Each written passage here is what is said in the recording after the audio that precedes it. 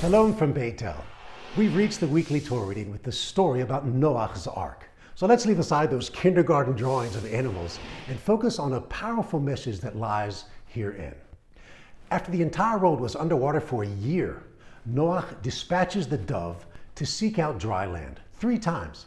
The second time, the dove comes back with an olive branch or an olive leaf in his mouth. Now, the beautiful thing about Judaism is that we're free to ask and inquire and derive beautiful insights from even the minute details.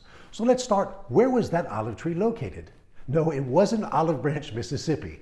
Rather, our rabbis say that the olive tree was on the Mount of Olives in Jerusalem.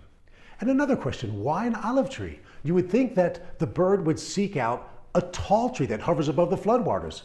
Of all the trees in the world, why the olive? The commentator Rashi says that the dove wanted to communicate a message to Noah. You, Noah, were the greatest zookeeper of all times. You hand-fed all the animals for a year. Nonetheless, you mizunotai, miruim kazait biyadei HaKadosh Baruch Hu, velo mitukim kadvash biyadei vasar v'dam.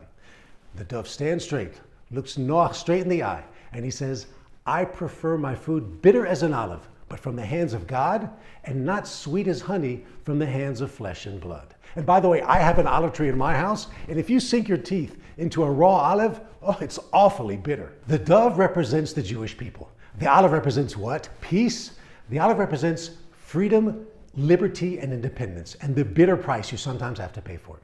So, according to our rabbis, the dove is saying to Noah, which represents all of humanity, I'm willing to give up the luxuries that come along with being under your wing, and I'm even willing to taste bitterness if necessary, in order for me, the dove, the Jewish people, to play out my destiny and my role in history, which is being on the Mount of Olives, in Jerusalem, in the land of Israel, free and independent.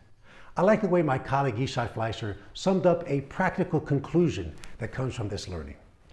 Dear America, thank you and shalom. We have to go home now. Your friends, the Jews. Shabbat Shalom from Beitel.